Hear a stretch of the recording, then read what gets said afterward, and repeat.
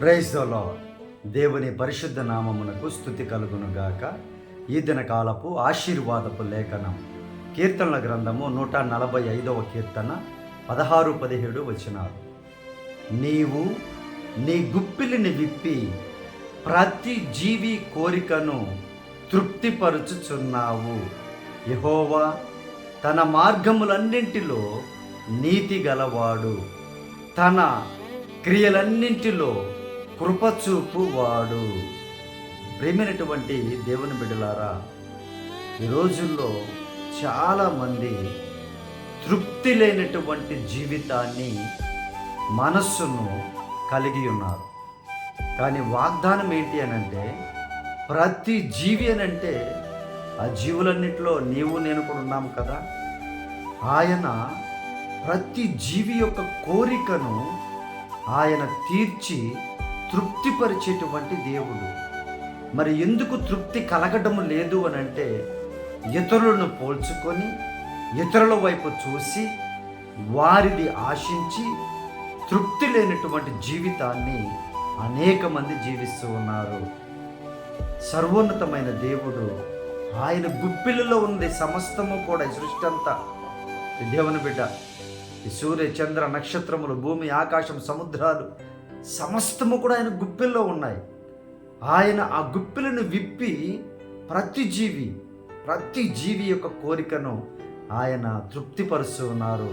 ఒకవేళ నీ జీవితంలో తృప్తి లేదు అని అంటే, ఎందుకు తృప్తి లేదు అనేటువంటి ఒక ఆలోచనను ఆలోచించి ఇప్పటి నుండైనా ఉన్న దాంట్లో తృప్తిగా ఉండటము అలవాటు చేసుకొని ప్రభువుని స్తుతిస్తూ ప్రభు యొక్క మార్గములో నడుస్తూ ఉంటే నీవు ఆశీర్వదించబడతావు, శాంతితో సమాధానముతో నింపబడతావు. ప్రేమినటువంటి దేవుని బిడ్డ, ఆయన మార్గములన్నింటిలో నీతి గలవాడు.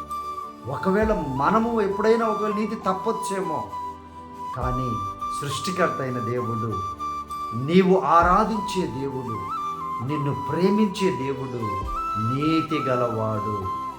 నీవు ఆయన కార్యము కాబట్టి ఆయన కృప నీ మీద ఖచ్చితముగా ఉంది. ప్రియ దేవుని బిడ్డ, ఆయన చేతి కార్యాలు నీవు నేను, ఆయన కృప మన మీద ఉంది. నీవు భయపడక, దిగులు పడక, అసంతృప్తిలో ఉండక, నీకు కలిగిన దాంట్లో తృప్తి కలిగి ఉండు. దేవుడు నిన్ను ఆశీర్వదిస్తాడు. నీకు కలిగిన దాన్ని బట్టి కృతజ్ఞతలు చెల్లించు. దేవుడు మిమ్మల్ని గొప్ప చేస్తారు. నీకు ఏది కలిగి ఉందో, ఈరోజు ఈ స్థితి నీకు కలిగి ఉందనంటే ఆయన కృపని జ్ఞాపకం చేసుకో, ఆయన నీతిమంతుడని జ్ఞాపకం చేసుకో. నీవు ఆశీర్వదించబడతావు. ప్రియ దేవుని బిడ్డ, తృప్తిపరచబడతావమ్మా. సహోదరి సహోదరులారా, నీవు తృప్తిగా ఉండాలని దేవుని యొక్క ఆశ. నీవు అసంపూర్ణముగా ఉండాలని కోరుకునే దేవుడు కాదు. నీవు వెలితితో ఉండాలని కోరుకునే దేవుడు కారు ఆయన. నీవు అనారోగ్యముతో, అప్పుల బాధల్లో, శోధనలో, అలాగే లేమిలో ఉండాలని కోరుకునే దేవుడు కారు ఆయన. నువ్వు పాపములోనే ఉండాలని కోరుకునే దేవుడు కారు ఆయన. నీవు పరిశుద్ధపరచబడాలి, పరిశుద్ధమైనటువంటి అతి పరిశుద్ధమైనటువంటి జీవితాన్ని పొందుకోవాలి. సమృద్ధిగా నీ గిన్నెలు నిండాలి, నిండి పొరలాలి, అనేకులకు ఆశీర్వాదకరముగా నీవు ఉండాలి. మరి నీకు తృప్తి లేదనంటే నీ గిన్నె ఎప్పుడు నిండుతుంది? ఇతరులకు ఎప్పుడు నీ గిన్నె నిండి పొర్లి వారు కూడా తృప్తిపరచబడతారో ఆలోచించు. ప్రియ దేవుని బిడ్డ, ఈరోజు నీకు ఏది కలిగిందో దానిని బట్టి తృప్తిగా ఉండు. ప్రభువుని స్తుతించు, ఆరాధించు. ఆయన నీతి గల దేవుడు. ఆయన కార్యము మీద కృప చూపించేటువంటి, నీ మీద కృప చూపించేటువంటి నమ్మదగిన దేవుడని వాగ్దానం ఇస్తున్నారు ఆయన. దేవుడి లేఖనము మీ జీవితంలో నెరవేర్చబడినట్లుగా ప్రార్థన. పరిశుద్ధాత్మ దేవా, మా ప్రియ పరలోకపు తండ్రి, ఈ వాగ్దానం చూస్తున్నటువంటి బిడ్డలను అయ్యా మీరే తృప్తిపరచమని ప్రార్థన చేస్తూ ఉన్నామయ్యా. ఎక్కడైనా నన్ను నిజముగా లోటుంటే ప్రభువా అయ్యా తృప్తిపరచు స్వామి. అయ్యా ఇదిగొద్దని ప్రభా, ఏప్రిల్ మాసం అంతా నన్ను ప్రభా అయిపోతూ ఉంది నాయన. మీరే సహాయము చేయండి ప్రభు. మీరే బిడ్డలను తృప్తిపరచండి నాయన. మీరే సమృద్ధితో నింపండి ప్రభు. కృప చూపమండి నాయన.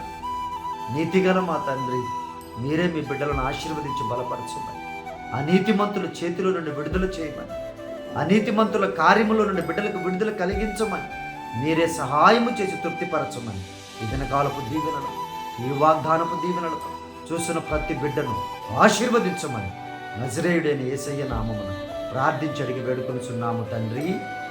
ఆమేన్.